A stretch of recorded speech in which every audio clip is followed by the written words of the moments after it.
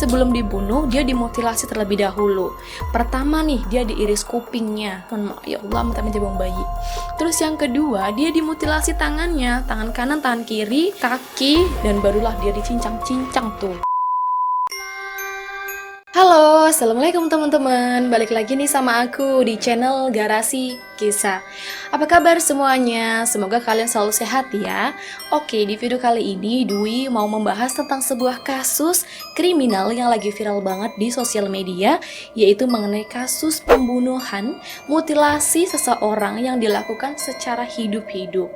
Amit-amit jabang bayi ya teman-teman. Semoga teman-teman semua tidak ada yang mengalami hal seperti ini. Jadi kasus ini terjadi di negara Brazil, tepatnya di Barra do Ceará, di mana kasus ini terjadi antara fraksi GDA dengan fraksi Nara Alin Mota de Lima. Dan kasus pembunuhan ini menurutnya sudah terjadi sejak tahun 2018 yang lalu. Namun kasus ini baru terungkap nih teman-teman setelah ada seseorang yang mengunggah video mengenai pembunuhan itu dan baru viral sekarang. Makanya ini aku bahas dan ingin aku share ke teman-teman semua biar kalian tahu nih berita internasional. Oke, terus ceritanya gimana dong Kak? Kenapa seseorang itu bisa dimutilasi hidup-hidup? Nah, namun sebelum lanjut ke ceritanya, seperti biasa ya teman-teman, buat teman-teman yang belum subscribe silahkan tekan dulu tombolnya, karena subscribe itu gratis, nggak ada biaya apapun ya. Dan jangan lupa juga untuk tekan lonceng notifikasinya biar tidak ketinggalan dengan cerita terbaru dari Garasi Kisah.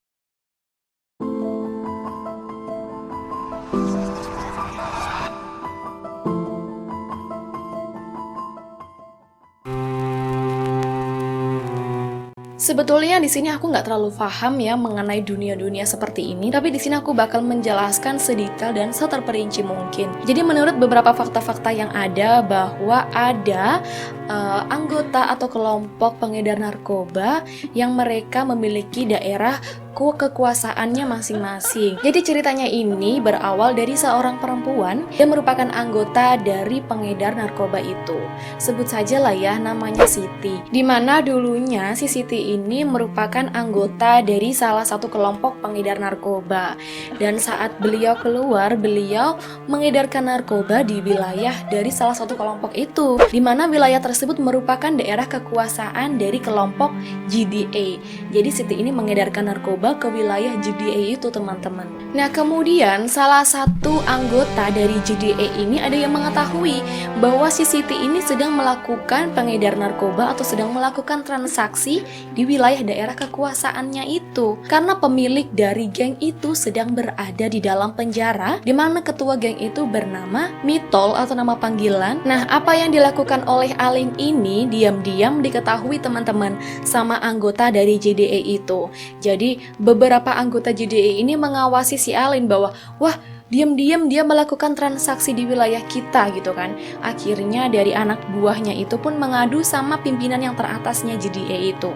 Namun ternyata pimpinan GDA itu sedang dipenjara teman-teman karena kasus yang serupa pula. Akhirnya karena sebagai anak buah pun dia mengadu sama bosnya. Bos, ini ada nih seseorang yang melakukan transaksi di wilayah kita. Enaknya orang ini mau diapain ya gitu kan. Akhirnya bosnya pun mengatakan bahwa culik orang itu dan bunuh orang itu. Dan betul saja teman-teman, jadi si Siti ini kemudian diculik oleh anggota dari GDA.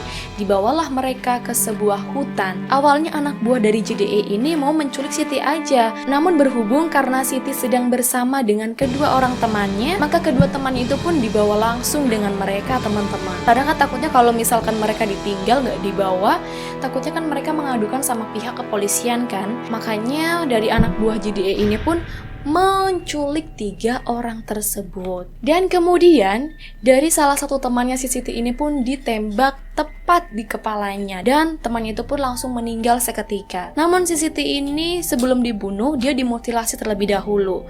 Pertama nih dia diiris kupingnya, ya Allah, mata menjabang bayi. Terus yang kedua dia dimutilasi tangannya, tangan kanan, tangan kiri, kaki, dan barulah dia dicincang-cincang tuh dagingnya, kayak seperti mau bikin sop gitu ya kan. Aduh ya Allah, aku nggak bisa ngebayangin kasus seperti ini.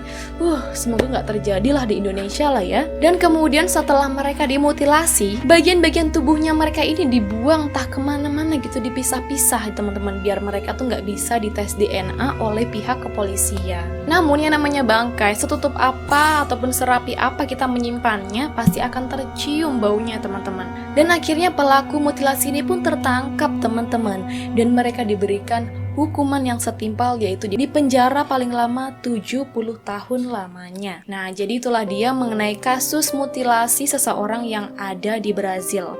Semoga kita bisa mengambil pesan atau hikmah yang ada ya teman-teman, biar teman-teman semua tidak bermain api dengan sesuatu hal yang memang sudah dilarang gitu loh. Oke teman-teman, terima kasih sudah menonton videonya sampai habis. Wassalamualaikum warahmatullahi wabarakatuh. Bye-bye.